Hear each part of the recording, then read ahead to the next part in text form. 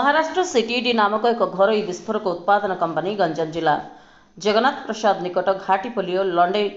हिल ठारे गोला बारूद कंपनी निर्माण करुछि किंतु जो अंचल निर्माण करुछि ताहार गोटे किलोमीटर मध्य अनेक गाँ रहुछि जहा फल सेमानकर जीवन जीविका उपरे गभीर प्रभाव पड़िबा सह सेठिकार परिवेश गुरुतर भावे प्रभावित हेबो। गोटे जनबसित अंचल एपरि विस्फोरक कारखाना निर्माणर परिकल्पना अनुमति काहा स्वार्थरे दियागला ताहा एठारे प्रश्नबाची सृष्टि करिछि। सूचनायोग्य जे महाराष्ट्र निर्दिष्ट घरोई कंपनी द्वारा निर्माण हेतुवा कारखाना सर्वमोट 150 जन कर्मचारी नियुक्ति पाइबे और एथिरे कौनसी स्थानीय जनसाधारण को नियुक्तिर सूचना नहीं कि मिलिबार सुजोग नहीं। तेणु यह विवादीय प्रकल्प को विभिन्न समय विभिन्न अनुष्ठान द्वारा ग्रामवासी द्वारा विरोध कर गतकाली हलिकेश्वर पट्टनायक सीपीआईएम पूर्वतन केन्द्र कमिटी सदस्य तथा ओडिशा राज्य संपादक युधिष्ठिर बेहरा सीपीआईएम गंजाम जिला संपादक विद्याधर जेना खेत मजदूर संपादक ओडिशा कृषक सभा जिला संपादक हरिकृष्ण रेड्डी विभु प्रसाद पाणिग्राही नीलमणि गुरु युवनेता दिलीप पगड़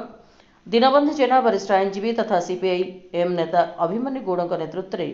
गोटे टीम गोलाबारूद कंपनी निर्माण अंचल को परिदर्शन करने सह अंचलवासी आलोचना करते। आज भंजनगर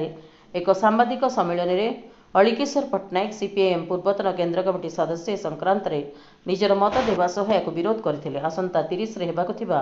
जनशुणाणी को स्थगित करने सह जनसाधारण स्वार्थ दृष्टि यह बंद करने को सरकार पाखे दाबी करते। गोलाबारूद कारखाना जोटी होउची से अंचल को आम पार्टी वरिष्ठ नेता पूर्वतन संपादक साथी हलिकेश्वर पट्टनायक मु निजे जिला संपादक आम पार्टी अन्य नेतृवृंद कृषक नेता हरिकृष्ण रेड्डी आमर ए अंचल अन्य जड़े नेता छाती विभु पाणिग्राही नीलमणि गुरु एवं आमर खेतमुलिया नेता विद्याधर जेना आमर एठिकार ए अंचल जनाशुना नेता साथी अभिराम गौड़ आम जाइलु से अंचल को बुलिलु अभिमन्यु गौड़ आम लोकों सहित कथबार्ता कलु आम जहाँ देखिलु से अंचल यही कारखानाटा लोकंकर जीविका देवा परिवर्ते लोकंकर जीविका छड़ेक नब हजार हजार लोकंकर और लोकों एक विस्फोरण किणी आनिब से अंचल पे। तेणु आम लोकंकर जो मत एठी कारखाना न करने आम पार्टी सीपीआईएम गंजाम जिला कमिटी एठी कारखाना न करने दाबी करुच्ची एवं कारखाना नहेबापी एठू कारखाना उठेबापी सारा जिले में सारा राज्य रे या विरुद्ध रे तीव्र आंदोलन करने आम निष्पत्ति करूँ से लोकों सपक्ष आम ठिया हेबू एवं यही जो कारखाना ए कारखाना को एठू हटेबापी आम आमर समस्त शक्ति देकर लड़ाई करूँ। देखो यहाँ हूँ गंजाम जिलापाई एक आशीर्वाद तो मोटे नुहे एक अभिशाप एभली गोटे कारखाना प्रतिष्ठा हवा गंजाम जिले में अल्प अन्य कौन कारखाना ना ये सरकार बंद होता जो कारखाना गुड़ाक अच्छी ताकू खोलिया चिंता ना सूताकल थिला ये थिला जोड़ा बंद ताकू खोलू ना कि ये गोटे मनीष मरा कारखाना हूँ जोटा आप विस्फोटक तैयारी हम जो विस्फोटकटा गोटे प्राइवेट कंपनी द्वारा विस्फोटक हम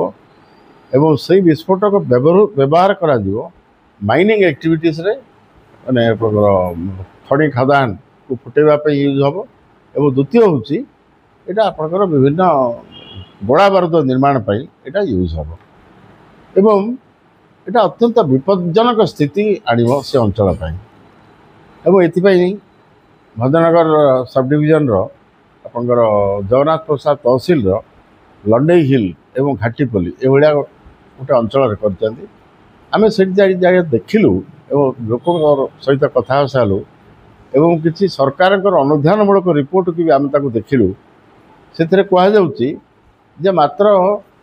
150 जन ए निजुक्ति पाइबे मात्र 150 रु 20 जन होती केवल ऑफिसर तेणु 130 जन पाइबे 130 जन के भितर पाखापाखि शताधिक होती श्रमिक जो मैंने आउटसोर्स देकर काम पाइबे एवं प्राय 1000टी परिवार या द्वारा विपदग्रस्त मैंने क्षति सम्मुखीन हे एवं पूरा एकदम जोटा कि सबुजीमा सी पूरा पूरी ध्वंस हम से अंचल एवं उक्त अंचल संपूर्ण भाव में जैविक विविधतार परिपूर्ण एक अंचल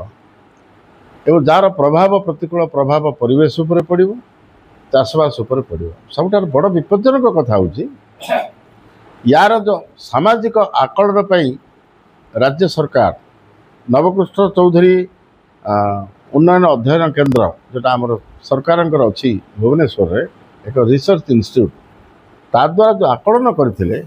से आकलनमूलक रिपोर्ट कहूँ यार प्रभाव से कारखाना यदि प्रतिष्ठा हुए तार प्रतिकूल प्रभाव 10 किलोमीटर परिधि अंचलभुक्त ग्राम मानक उपर पड़ो आम जहाँ देखिलु जोटे कारखाना हम से कारखाना ठार मात्र 1 किलोमीटर दूर में गाँ मैंने अच्छे तेणु प्राय 70 खंड गाँ या द्वारा विपदग्रस्त हे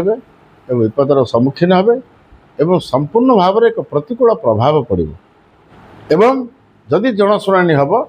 ताहले केवल जमी हरुवा लोक नुहति से संख्या तो अति कम